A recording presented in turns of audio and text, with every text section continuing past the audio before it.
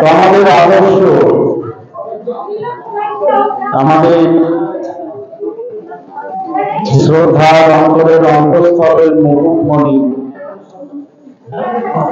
শ্রী শ্রী বাবা লোকনাথ মন্দির প্রাঙ্গণে আমরা সমবেত হয়েছি। তো আমাদের শাস্ত্রে রয়েছে যে স্থানের একটা বিরাট ভূমিকা রয়েছে। যেমন শাস্ত্রে রয়েছে তিনটি দোষের কথা বলা হয়। প্রথমত হচ্ছে দোষ, সঙ্গ দোষ এবং অন্ন দোষ। তো ভূমির একটা বিরাট ভূমিকা রয়েছে। যে ভূমি অশুদ্ধ ভূমি, যে ভূমিতে সাধুগুরু বৈষ্ণবের পদলবে অভিষিক্ত না হয়, যে ভূমিতে ভগবানের গুণকীর্তনায় না হয়, সেই ভূমি সবসময় দোষ থাকে। তো সেই ভূমিতে বসবাস করলে পরে, রাত্রি যাপন করলে পরে এবং কোন অনুষ্ঠান আদি করলে পরে, যেমন এই যে 25শে ডিসেম্বর থেকে 1 জানুয়ারি নতুন বছর উদযাপন করে, বিশেষ করে আমরা যারা সনাতনীরা রয়েছি, বিশেষ করে যারা শহরে, তো সেই শহরের হাওয়া এখন শহরতলি, শহরগুলোতেও চলে এসছে, গ্রামে চলে এসছে। অর্থাৎ বিভিন্ন হোটেলে, বিভিন্ন ক্লাবে বা বিভিন্ন জায়গায় মদ মাংস আর সব ডিজে বাজিয়ে হিন্দি সিনেমার নাচ গান, এটি আমাদের মধ্যে এখন চলে এসছে। আর এই যে স্বভাব বা এই যে অনুভূতিগুলো বা এই যে আনন্দগুলো, এইগুলো ঠিক করোনার মতোই সংক্রামিত। যে আজ যারা আনন্দ, ক্ষণিক আনন্দ উপভোগ করার জন্য, যার মধ্যে কোটি কোটি গুণের রজগুণ তমগুণের মিশ্রিত, সেই সমস্ত অনুষ্ঠান আদি করছে মদ মাংস আর এই হিন্দি সিনেমার নাচ গান দিয়ে, সেই করোনার মতো ছোঁয়াতে সংক্রামিত কি হয়, পরবর্তী নিজের সন্তানদের মধ্যে প্রবাহিত হয়। সায়েন্সে আছে না জেনেটিক, যে পিতামাতার যে স্বভাব, পিতামাতার যে গুণ, সেটা ভালো হোক খারাপ হোক, সেইগুলো সন্তানদের প্রতি প্রতিফলিত হয়। তাহলে আমরা এমন কোনো জায়গায় যাব না, এমন কোনো কাজ করব না যে আমার খারাপ গুণগুলো আমার সন্তানদের উপরে পড়ে। শুধু একজনের নয়, এগুলো সায়েন্সের কথা। আর আমাদের মুনি ঋষিরা এগুলো হাজার হাজার বছর আগে তারা গ্রন্থে লিপিবদ্ধ করে গেছে। কিন্তু আমরা তো গ্রন্থ পড়ি না। আমাদের সনাতন ধর্মের, আমাদের হিন্দু ধর্মের শাস্ত্র সম্বন্ধে কোনো জ্ঞান নেই। যারা শাস্ত্র সম্বন্ধে কিছু বলে, বেশিরভাগই সঠিক শাস্ত্র সম্বন্ধে কথা বলে না, ভুলভাল নিজের মন গড়া কথাগুলোই বলে। তাই আমাদের সবসময় সচেষ্ট থাকতে হবে যে আমরা কোথায় রয়েছি, কোথায় থাকবো, কোথায় আমরা উপস্থিত হয়েছি, সেই জায়গা অনুযায়ী আমাদের সেই চাল চলন, কথাবার্তা, ব্যবহার, ভাব ভঙ্গি, সেগুলো আমাদের পালন করতে হবে। আমরা যদি হসপিটালে যাই, হসপিটালে গিয়ে আমরা কোন এসে এসে কথা বলবো? কোন আত্মীয় স্বজন অসুস্থ, দুরারোগ্য ব্যাধিতে মৃত্যু যন্ত্রণায় ছটফট করছে, আর এখন যদি গিয়ে এসে এসে বলে কিরে কেমন আছিস, ভালো আছিস তো, তাহলে সেটা শোভনীয় নয়। এবং মোবাইল যদি টান টান করে বেজে ওঠে, বললেন সেটা শোভনীয় নয়। যে নিজের আচরণের দ্বারা যদি কেউ দুঃখ পায়, কষ্ট পায়, অসুবিধা বোধ করে, তাহলে তাকে ভদ্র সভ্য বলা যায় না। তেমনি কোন মঠ মন্দিরে, কোন ভাগবতীয় অনুষ্ঠানে, কোন ধর্মীয় অনুষ্ঠানে গেলে পরে আমাদের ধর্মীয় মনোভাব আমাদের জাগ্রত করতে হবে। কারণ আমরা পশু নই, আমরা পাখি নই, আমরা কোনো জীবজন্তু নই, আমরা শ্রেষ্ঠ মানুষ। তাই মানুষের ভূমিকা আমাদের রাখতেই হবে, আমাদের মানুষ হতে হবে, মনুষ্যত্ব রাখতে হবে। আর মানুষ হতে গেলে প্রথমেই থাকতে হবে সৎ। সত্যের প্ল্যাটফর্মে আমাদের দাঁড়িয়ে থাকতে হবে, সত্যের উপরেই আমাদের থাকতে হবে। সত্যের উপরে থাকলেই ভগবানকে ভজন করা যায়, সত্যের উপরে থাকলেই ভগবানের কাছে প্রার্থনা করা যায়, সত্যের উপরে দাঁড়িয়ে থাকলেই আমাদের ভগবানের নাম গুণগান কীর্তন আদি করলে পরে সেটি ভগবানের কাছে পৌঁছায়। আর অসত্যের উপরে দাঁড়িয়ে আমি যতই নাচানাচি লাফালাফি আর যতই আমি দান ধ্যান করি না কেন, সেটি ভগবানের কাছে পৌঁছায় না, এবং আমার যে প্রারব্ধ কর্ম, পূর্বজন্মের কর্মফল, সেগুলো কখনোই দূর হয় না। তাই বলা হচ্ছে যে প্রথম বলছেন ভূমি দোষ। ওই যারা নতুন বছর পালন করে, দেখুন আমাদের সনাতন ধর্মের নতুন বছর আর পাশ্চাত্য জগতের নতুন বছরে যে পালন করা হয়, দিন রাতের ফারাক। এই জন্যই সারা পৃথিবীর লোক সনাতন ধর্মে এসে তারা ত্যাগ মার্গ অবলম্বন করছে। কুম্ভে এখন প্রায়ই দেখতে পাচ্ছেন, এখন দুটো বিষয় ভাইরাল হচ্ছে। একজন নায়িকা, সেও সন্ন্যাস ধর্ম গ্রহণ করেছে, যে তারা একসময় এমন ভাবে জীবনযাপন করেছে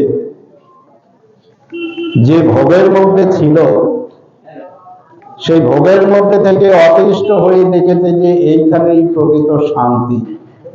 বয়সও কিন্তু বেশি নয়, সন্ন্যাস ধর্ম গ্রহণ করেছে। এইরকম বহু বহু রয়েছে বিদেশিরা, যারা উচ্চ পর্যায়ে ভালো ভালো চাকরি করছেন, বিরাট বড় ঘরে।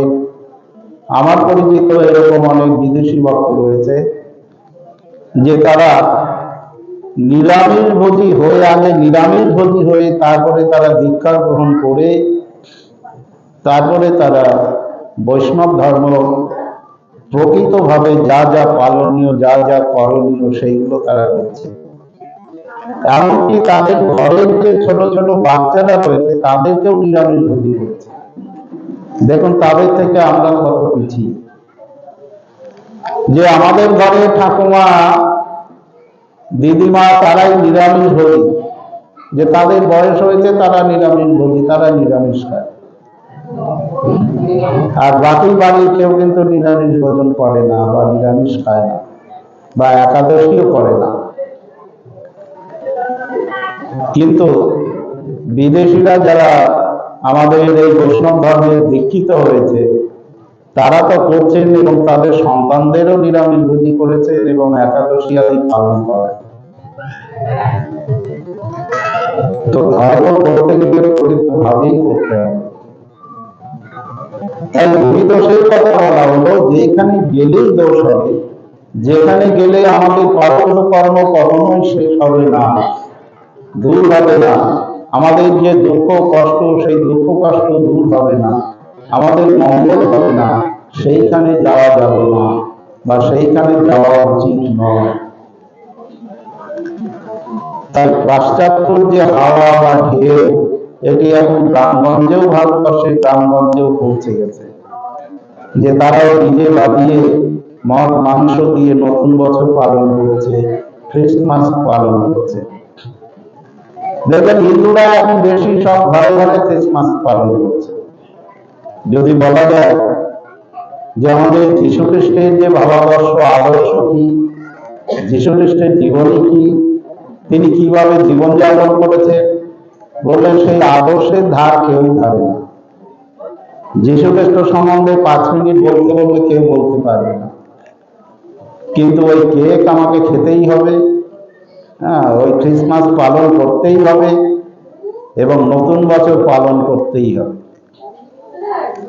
তো যার মধ্যে কোনো মহতের পদধূলি নেই, যে অনুষ্ঠানের মধ্যে আমার ভগবানের গুণকীর্তন নেই, যে অনুষ্ঠানের মধ্যে আমার গৃহদেবতার পুজো অর্চনা নেই, সেটা সবসময় পরিত্যাজ্য এবং সবসময় সেটি অমঙ্গলজনক, কখনোই সেটি মঙ্গল আনতে পারে না। কিন্তু আমাদের পয়লা বৈশাখ দেখো, যে নতুন বছর আমরা পালন করি পুজো পাঠের মাধ্যম দিয়ে, নতুন পোশাক বা শুদ্ধ পোশাক আদি পরিধান করে আমরা গুরুজনদের প্রণাম আদি করে কোনো না কোনো মন্দিরে সেখানে পুজো পাঠের মাধ্যম দিয়ে আমাদের নতুন বছর পালন করা হয়, যদিও সেটি সংখ্যায় কম। এবং নতুন বছর মানে হালখাতা হিসেবেই আমরা জানি যে পয়লা বৈশাখে বেশিরভাগ দোকানে হালখাতা হয়, কিন্তু নতুন বছর আমরা পুজো পাঠের মাধ্যম দিয়ে, গুরুজনদের সম্মানের মাধ্যম দিয়ে আমরা নতুন বছর পালন করি, যার মধ্যে সত্যগুণ রয়েছে, যার মধ্যে ভক্তি রয়েছে, যার মধ্যে ধর্ম রয়েছে। তো সেটাই আমাদের মঙ্গলজনক, সেইটি আমাদেরকে বেশি করে প্রচার করতে হবে, সেটি বেশি করে আমাদের পালন করতে হবে এবং নিজের ঘরের সন্তানদেরও এই সংস্কারগুলো শেখাতে হবে। শুধু ইংলিশ মিডিয়ামে পড়ালেই হবে না, যে ইংলিশ মিডিয়ামে পড়ালাম তবে ভারতীয় যে সভ্যতা, যে কালচার, যে সংস্কার, ধর্মীয় সংস্কারগুলো শেখালাম না, তাহলে ওই বিদ্যার কোনো দাম নেই। ওই বিদ্যা শিখে মা বাবাকে সম্মান করবে না, মা বাবাকে ভাত দেবে না, মা বাবার সেবা শুশ্রূষা করবে না, যদি না ওই বিদ্যার সঙ্গে ভক্তি বিদ্যা না যুক্ত হয়। তাই ছোট থেকেই গৃহকে মন্দির তুল্য করতে হবে, সংস্কার সম্পন্ন করতে হবে এবং ধর্মীয় আচার আচরণের মাধ্যম দিয়েই আমাদের দৈনন্দিন জীবনযাপন প্রতিপালন করতে হবে। তাই গৃহ যেন একটা ভূমির উপরেই তো দাঁড়িয়ে রয়েছে, তাহলে সেই গৃহে যদি দৈনন্দিন আমার ইষ্টের যদি সেবা পুজো হয়, সে হোক শিব, হোক কালী, হোক বাবা লোকনাথ বা রাধা কৃষ্ণ, যেই হোক না কেন, নিজ নিজের ইষ্টের ভক্তি সহকারে নিয়মের মধ্যে দিয়ে তার সেবা পুজো করতে হবে এবং যতটা সম্ভব দৈহিক পবিত্রতা বজায় রাখতে হবে। আমাদের সনাতনী, আমাদের ধর্মীয় যে আচার আচরণ, সেই আচার আচরণ যতটা সম্ভব আমাদের পালন করতে হবে, তাহলে সেই গৃহের কোনো ভূমিদোষ থাকে না, সেই গৃহ মন্দির তুল্য হয়ে যায়। তো আমরা মন্দিরে যাই কিসের জন্য? বলে মন্দিরে যেতে গেলে অনেকগুলি আমরা সুফল পাই। এক হচ্ছে স্থান মাহাত্ম্য, যে স্থানে গেলে পরে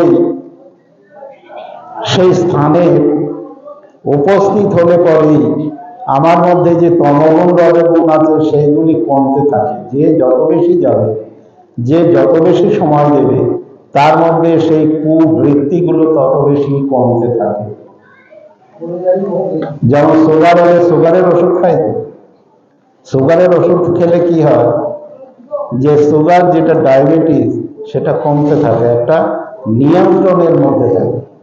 আমি একদিন ওষুধ খেলাম, 7 দিন খেলাম না, তাহলে কিছু হবে না, তাহলে রোগ কিন্তু নিয়ন্ত্রণে থাকবে না, রোগ বেড়েই যাবে। তো আমরা যে এই কলিযুগে জন্মগ্রহণ করেছি, মাতৃগর্ভ থেকে ভূমিষ্ঠ হয়েছি, আমরা পাপের মধ্যেই ডুবে রয়েছি। তাই পাপের থেকে নিষ্কৃতি পেতে গেলে আমাদের এই ধর্মীয় আচার আচরণ, আমাদের মঠ মন্দির এবং সাধুগুরু বৈষ্ণবের সান্নিধ্যে আমাদের যেতেই হবে। এটি ঔষধ সুস্থ থাকা, ভালো থাকা এবং আনন্দে থাকা এবং আমাদের দুঃখ কষ্টকে দূর করার একমাত্র মহা ঔষধ। এই জন্যই আমাদের মন্দিরে যেতে হবে। বিভিন্ন তিথিতে, বিভিন্ন যে আমাদের যে তিথিগুলো রয়েছে, আমাদের যে উৎসবাদিগুলো রয়েছে, সেই সমস্ত উৎসবাদিতে অংশগ্রহণ করতে হবে। তাহলে সেই ভূমিতে যদি আমরা যাই, এই যে তীর্থক্ষেত্রে আমরা যাই, তীর্থে গেলে পরে পাপ স্খলন হয়ে যায়, গঙ্গা স্নান করলে পরে পাপ দূর হয়ে যায়। এই জন্যই আমাদের গঙ্গা স্নান করতে হয়। এই জন্যই শাস্ত্রে বিভিন্ন তিথি দিয়েছেন আমাদের কল্যাণের জন্য।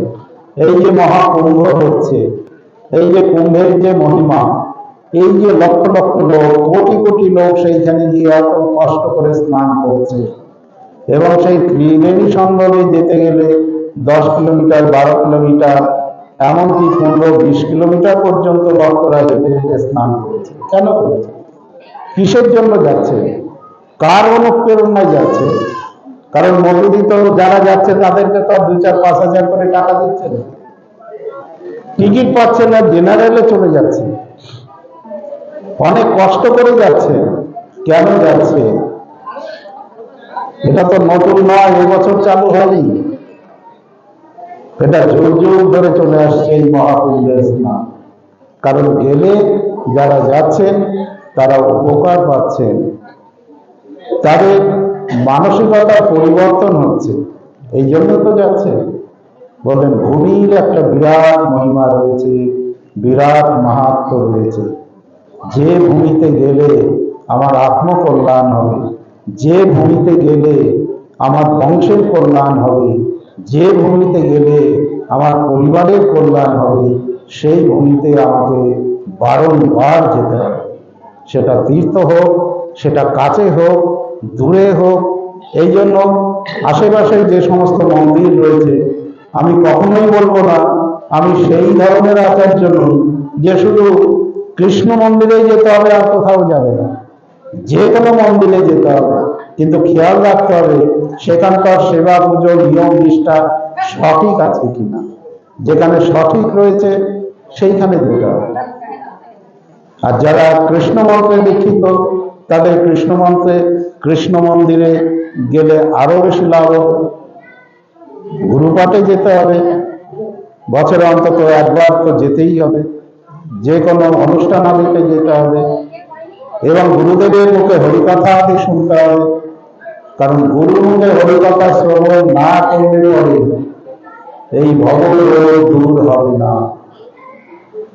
তাই গুরুদেব যখন নিজের আশেপাশে, নিজের শহরে আসবেন, কোথাও অনুষ্ঠান করবেন, শিষ্যের একমাত্র লক্ষ্যই থাকবে, যত কর্মব্যস্ততায় থাকে একমাত্র সেইখানেই ছুটে যাওয়া। সময় আমি দিতে পারবো না, কিন্তু একবার তাকে দর্শন করে তার চরণ বন্দনা করে আসতেই, এটি শিষ্যের লক্ষ্য। কারণ এটি মহা ঔষধ। এই ঔষধ সেবন না করলে পরে আমি এই সংসার যাতনা থেকে আমি নিষ্কৃতি পাবো না। এগুলো আমাদের মনে রাখতে হবে। তাই যে ভূমিতে গেলে আমার আত্মকল্যাণ, সেই ভূমিতে আমাদের থাকতে হবে। যে যতক্ষণ বেশি থাকবে তার তত মঙ্গল। তেমনি বলছেন সঙ্গ দোষ।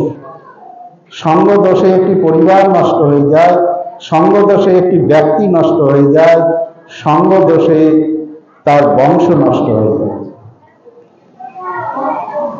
যেমন আমরা বিভিন্ন পুরাণাদিতে দেখেছি যে দেখুন, দৈত্য এবং দানব, দৈত্যরা কেমন? অধর্মের প্রতি, তাদেরকেই তো দৈত্য বলা হয়। আমাদের মধ্যেও দৈত্য রয়েছে, যারা অধর্মের প্রতি, যারা ধর্মকে মানে না, যারা ভগবানকে মানে না, যারা মহাপুরুষদের মানে না, তারা দৈত্য। যতই দামি পোশাক করুক, যতই উচ্চশিক্ষিত হোক, আর যতই দেখতে সুন্দর হোক, তারা কিন্তু দৈত্য, তারা মানুষ নয়। তাই দৈত্যদের সঙ্গ করলে পরে সঙ্গ দোষ হবে, নিজের পুণ্য ক্ষয় হবে, নিজের সংস্কার নষ্ট হয়ে যাবে, নিজের অকল্যাণগুলো আরো বর্ধিত হবে।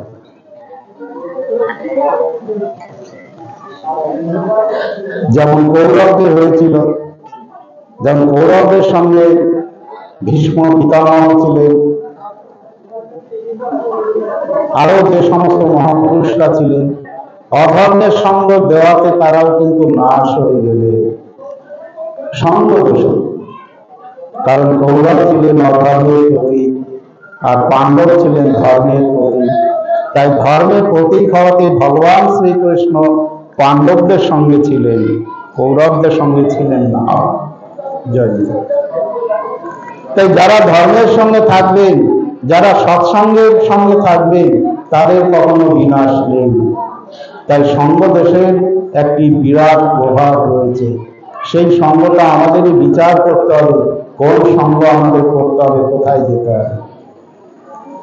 এখন ওই বটতলা জামতলায় বসে যদি তাস খেলি, এখন কোনো কারোর বাড়ির বার্থডেতে গিয়ে যদি মদের বোতল নিয়ে আমরা সেলিব্রেশন করি, বললেন সেটাতে খানিক আনন্দ পাওয়া যায়, কিন্তু সেটা চিরস্থায়ী নয়। বললেন নিজেও ধ্বংস হবে, নিজের পরিবারও ধ্বংস হবে, এবং নিজের পূর্বপুরুষগণও ব্যথিত হবে, দুঃখ কষ্ট পাবে। তাই পূর্বপুরুষের যে প্রণাম, শ্রদ্ধা, পূর্বপুরুষকে আনন্দ দেওয়ার জন্য আমাদের শাস্ত্রের বিধান রয়েছে তর্পণ। এই যে মহালয়ায় তর্পণ করা হয়, তেমনি পূর্বপুরুষদের আনন্দ দেওয়ার জন্য তারা যদি সদাচার সম্পন্ন হয়ে গৃহে সেই পূর্বপুরুষের উদ্দেশ্যে পাঠ আদি, গৃহে ধর্মীয় অনুষ্ঠান আদি করেন, ভগবানের নাম কীর্তন আদি করেন, তাহলে পূর্বপুরুষগণ আনন্দিত হন, পূর্বপুরুষগণ তারা আশীর্বাদ করেন। বলেন এই জন্য তাদের পিতৃদোষ থেকে তারা মুক্ত হন। তো পিতৃদোষ কিসের জন্য? পূর্বপুরুষের উদ্দেশ্যে যদি আমরা কিছু না করি, তাহলে সেই পিতৃদোষ আমাদের উপর বর্ধিত হয়। আর পিতৃদোষ হলে পরে দুঃখ কষ্ট যন্ত্রণা আরো বেশি আমাদের ভোগ করতে হয়। তো এগুলো আমরা অনেকেই জানি না এই ব্যাপারগুলো। এই যে পিতামাতা মারা গেলে 1 বছর একাদশী করতে বলা হয়, কিন্তু যারা গৌড়ীয়, যারা কৃষ্ণ মন্ত্রে দীক্ষিত, যেই দিন গুরুচরণ আশ্রয় করেন, সেই দিন থেকে মৃত্যু আগ পর্যন্ত তারা একাদশীর ব্রত পালন করেন। কিসের জন্য? বললেন যে এই যে 1 বছর যে একাদশীর ব্রত পালন করা হয়, সেই একাদশীর যে পুণ্য, সেই মৃত পিতামাতাও পান, এবং তাদের জ্ঞানত অজ্ঞানত যে তাদের পাপ, সেই পাপগুলো দূরীভূত হয়। এমন একাদশীর মহিমা।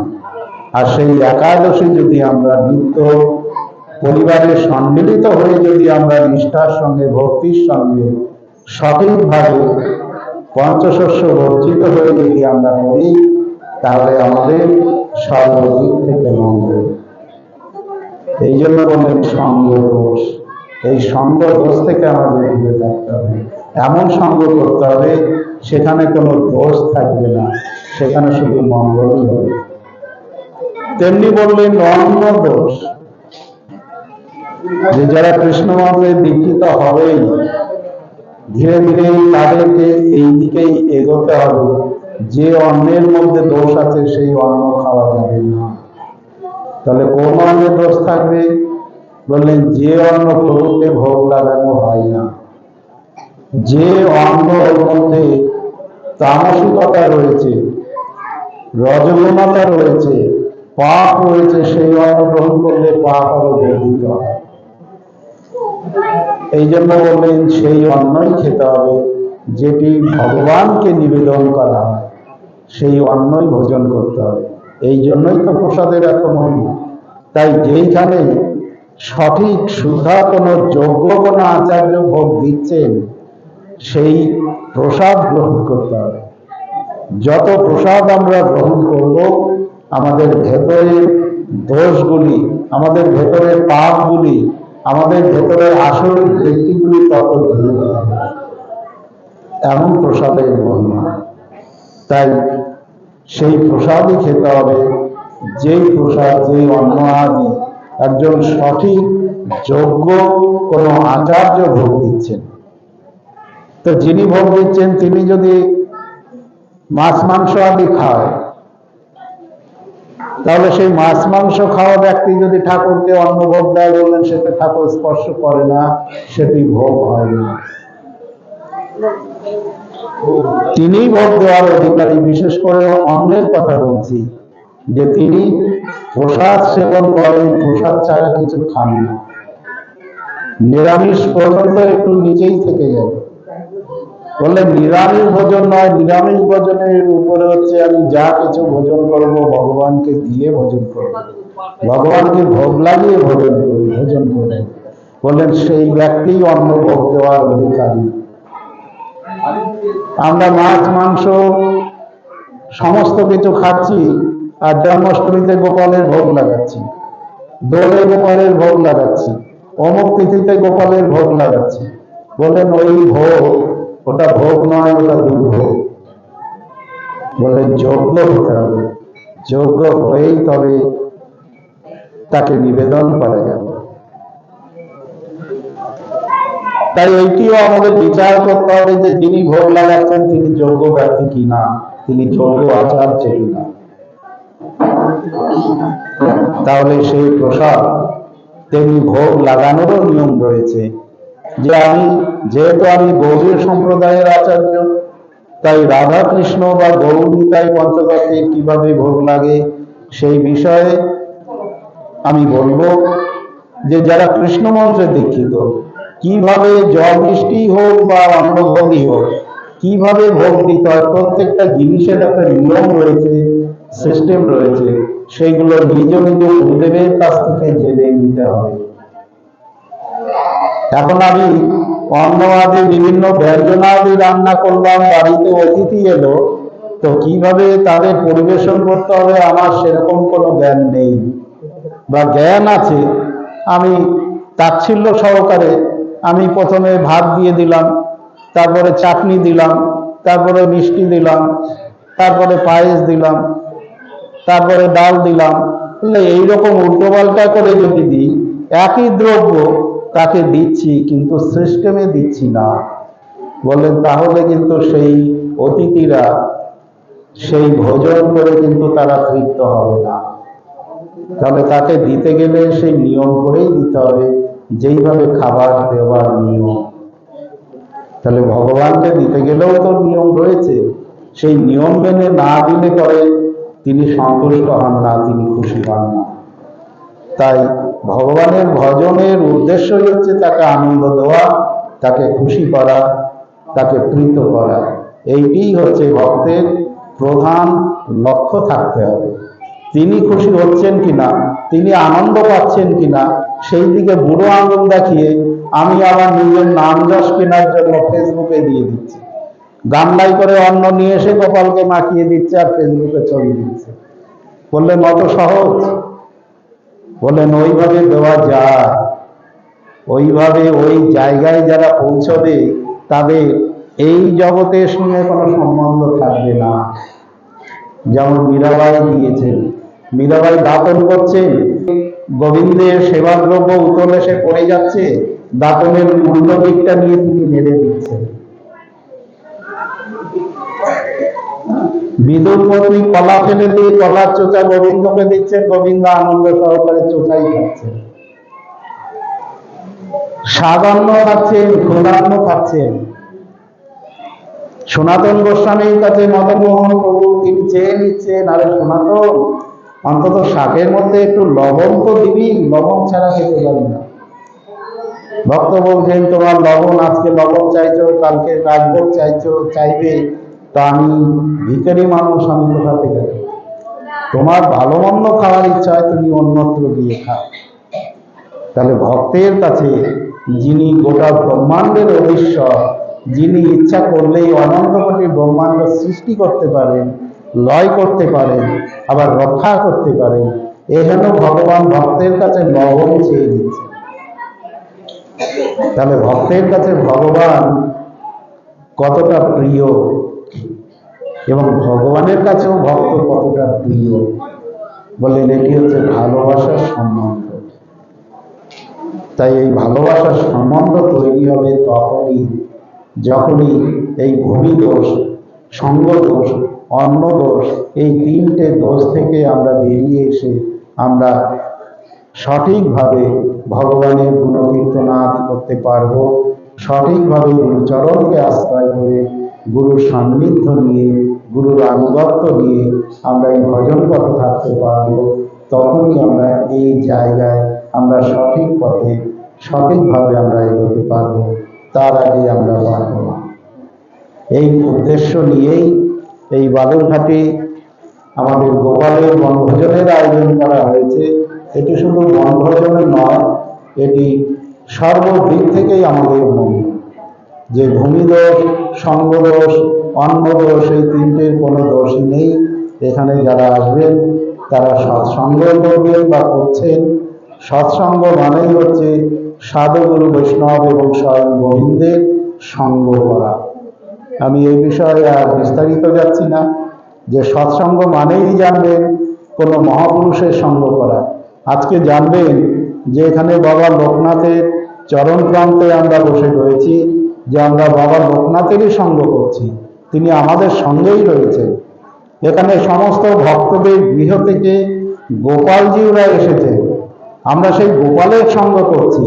যে আমাদের চোখ নেই দেখার, তাই আমরা দেখতে পাচ্ছি না, আমাদের সেই অনুভূতি নেই তাই আমরা অনুভব করতে পারছি না, কিন্তু ভগবান গোপালজিও তাঁরা নিশ্চয়ই এখানে আমাদের সঙ্গেই রয়েছেন।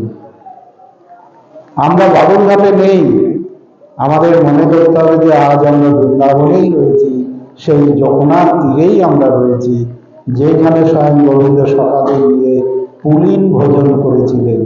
এই যে বনভোজনটা কিন্তু মানুষের সৃষ্ট নয়, এটি ভগবানের সৃষ্টি। স্বয়ং গোবিন্দ এটি প্রতিষ্ঠা করেছেন, তিনি চালু করেছেন পুলিন ভোজন। পুলিন ভোজন বলতে যমুনার তীরে করেছিলেন বলে তার নাম হয়েছে পুলিন ভোজন, অর্থাৎ বনভোজন। প্রত্যেকেই নিজ নিজ গৃহ থেকে উত্তম দ্রব্যাদি নিয়ে এসে তারা প্রত্যেকেই কৃষ্ণকে খাইয়েছেন, কৃষ্ণ সমস্ত সখাদের খাইয়েছেন এবং নিজের ধেনুবৎস অর্থাৎ গাভী বৎসদের খাইয়েছেন, পশু পাখিদের খাইয়েছেন।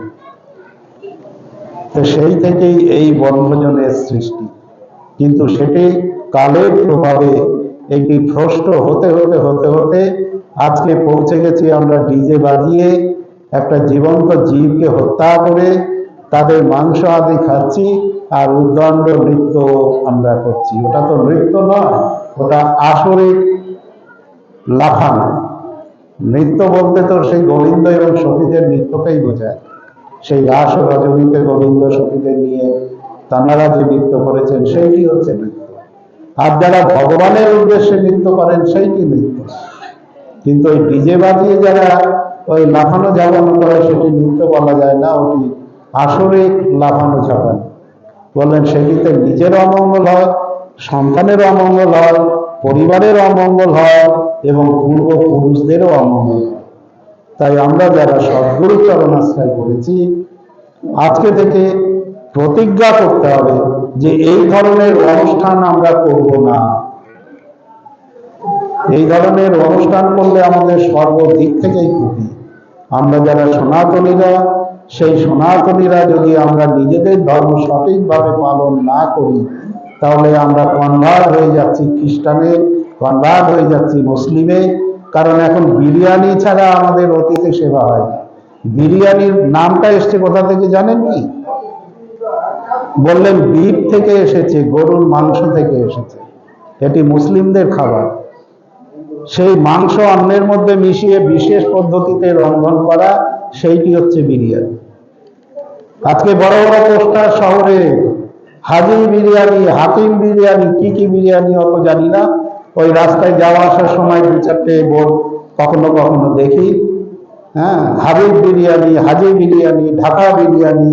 আর সেইগুলো আমরা লাইন দিয়ে কিনে নিয়ে আমরা অতিথিদের সেবা দিচ্ছি। অতিও নরকে যাচ্ছে, যে টাকা খরচ করে খাওয়াচ্ছে সেও নরকে যাচ্ছে, যারা খাচ্ছে তারাও নরকে যাচ্ছে। বললেন আমরা সনাতনীরা, আমরা যারা কৃষ্ণ মন্ত্রে দীক্ষিত, আমরা যারা শিব মন্ত্রে দীক্ষিত, আমরা যারা শক্ত মন্ত্রে দীক্ষিত, কখনোই তারা এই জিনিস খেতে পারে না, খাওয়া উচিত না। খেলে অধর্ম হয়, কুল নাশ হয়ে যায়, জাতি নষ্ট হয়ে যায়। বলেন জাতি ভ্রষ্ট হয়ে যায়, এখন ভ্রষ্ট হয়েই যাচ্ছে। আমাদের মধ্যে এখন কোনো গুণ নেই, কোনো কোয়ালিটি নেই। শিক্ষা, দীক্ষা, ব্যবসা, বাণিজ্য, সংস্কৃতি সমস্ত দিক থেকে আমরা পিছিয়ে যাচ্ছি। 25শে ডিসেম্বর এলে তখন মনে হয় যে সব খ্রিস্টান হয়ে গেছে, 1 জানুয়ারি এলে মনে হয় যে সব খ্রিস্টান হয়ে গেছে। আবার যখন এই রোজা টোজা হয় তখন বিভিন্ন যারা পার্টি ফাটি করে তারা দেখবেন যে সব ইফতার পার্টিতে যাচ্ছে, তাদের সঙ্গে একসঙ্গে বসে খাওয়া দাওয়া করছে।